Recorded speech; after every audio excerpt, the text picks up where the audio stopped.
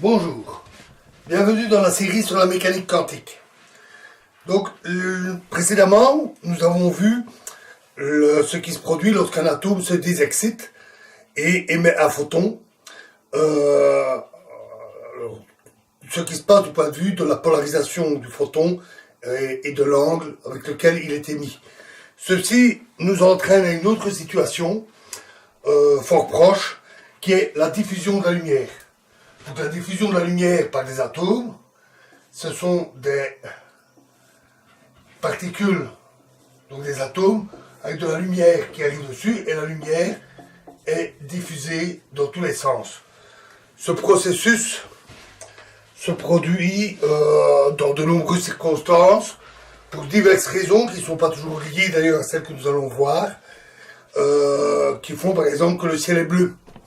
Parce que le rayonnement lumineux solaire est diffusé par les atomes d'azote et d'oxygène qui constituent l'atmosphère, et la lumière qui nous paraît, le ciel qui nous paraît est alors bleu, parce que la lumière bleue est diffusée dans tous les sens.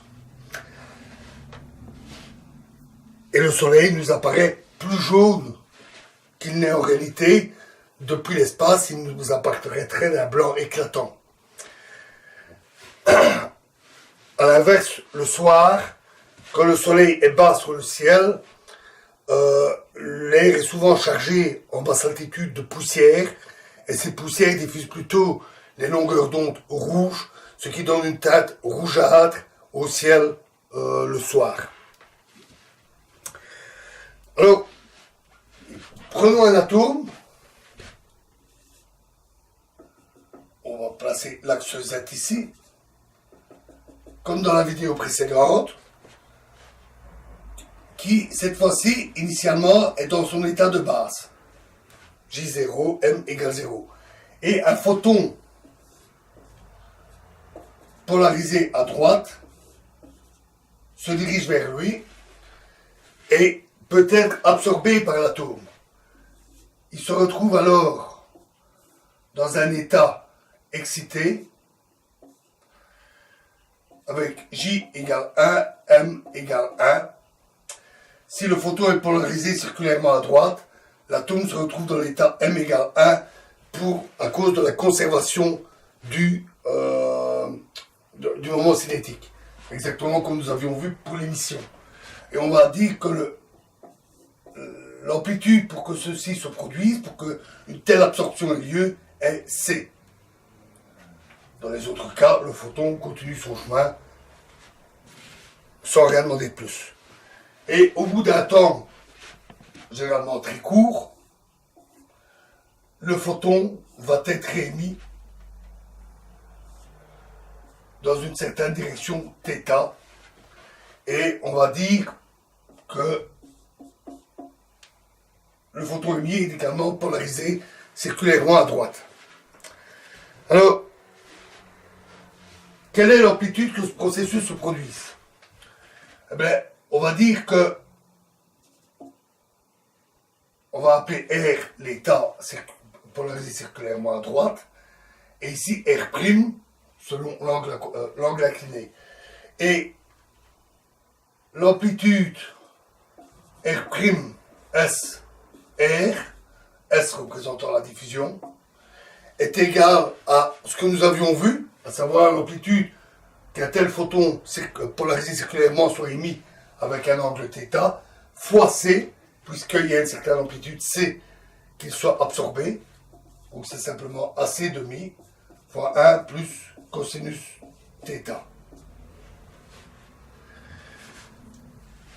Le photon ici émis pourrait être aussi un photon polarisé à gauche. On aurait donc L'S R qui est égal, cette fois, à moins AC demi fois 1 moins cosinus θ.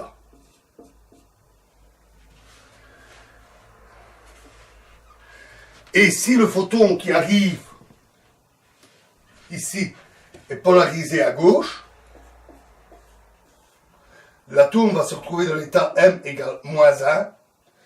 Et dans ce cas-là, R', S, R, L, pardon, va être égal à moins AC demi fois 1 moins cosinus θ. Et L'Sl est égal à AC demi fois 1 plus cosinus θ.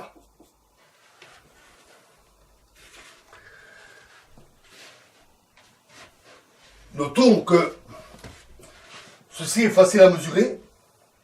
Si on envoie un rayonnement polarisé circulairement à droite, on peut mesurer avec un filtre le rayonnement polarisé circulairement à droite qui est diffusé selon certains angles, et on obtiendra alors une intensité qui varie comme 1 plus cosinus θ au carré, ce qui est très facile à mesurer.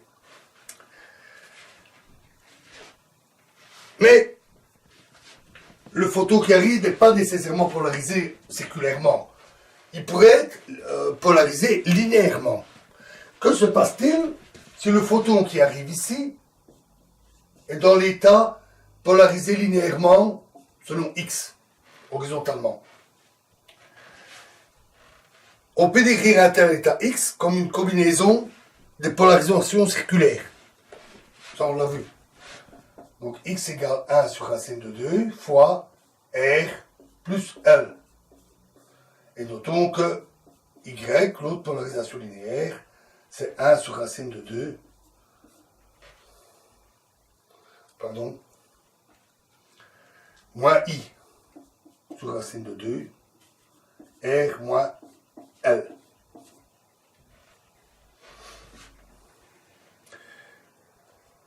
Et donc, on calcule très facilement la probabilité qu'un photon polarisé circulairement à droite soit émis, R'S(x), c'est-à-dire 1 sur racine de 2, R'Sr plus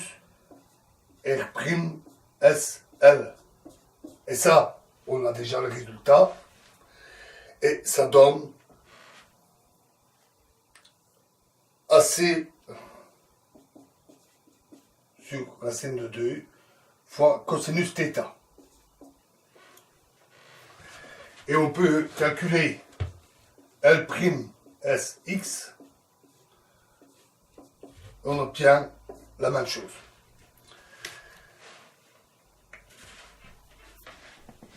On peut aussi poser d'autres questions. Par exemple,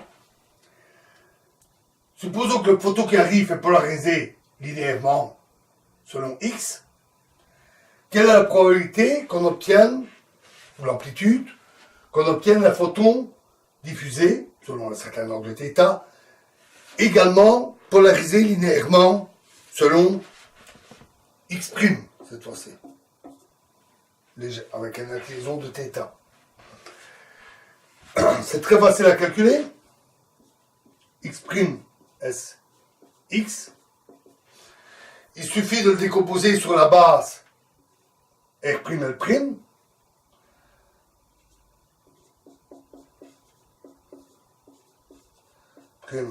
Sx plus X', L' fois L', Sx.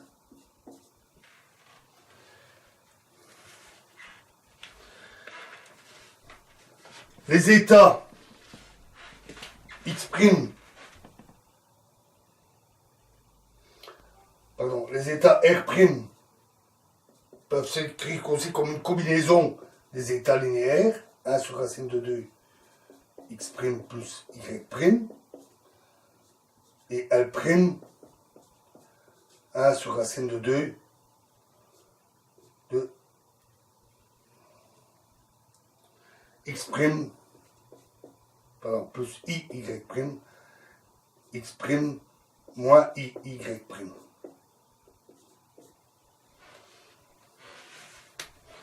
On calcule alors facilement ces deux termes-là, en utilisant ceci, Et on trouve ici 1 sur racine de 2.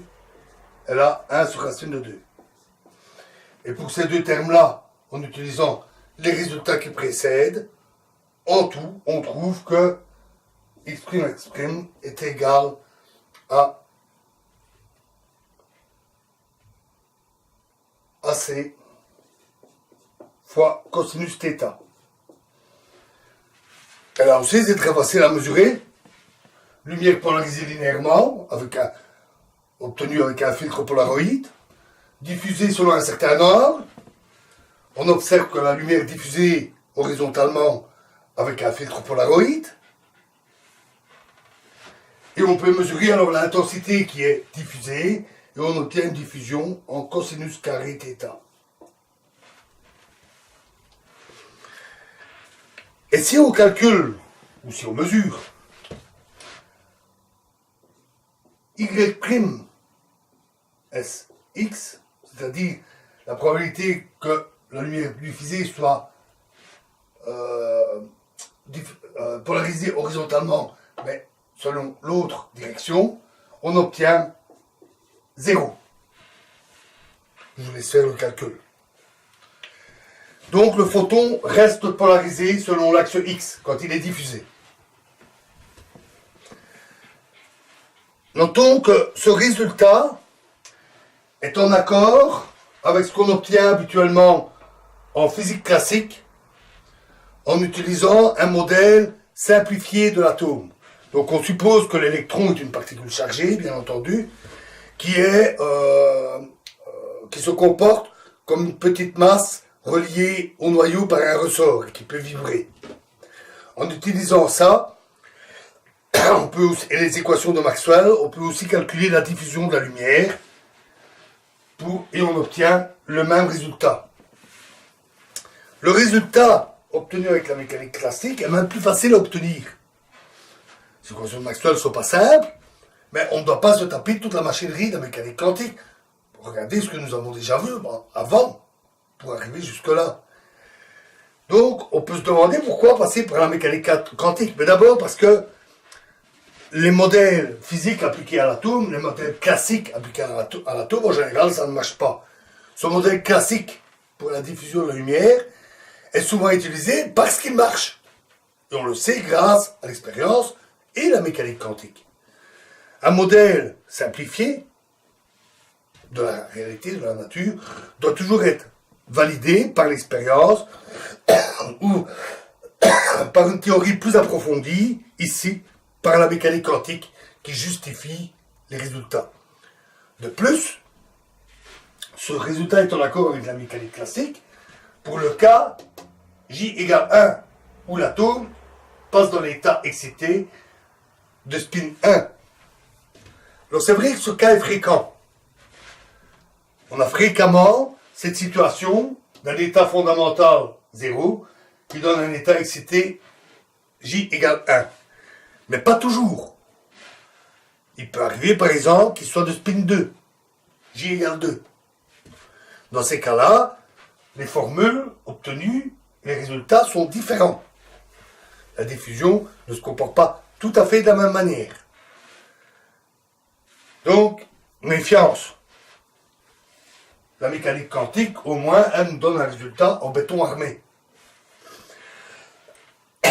Alors voilà pour la diffusion des photons.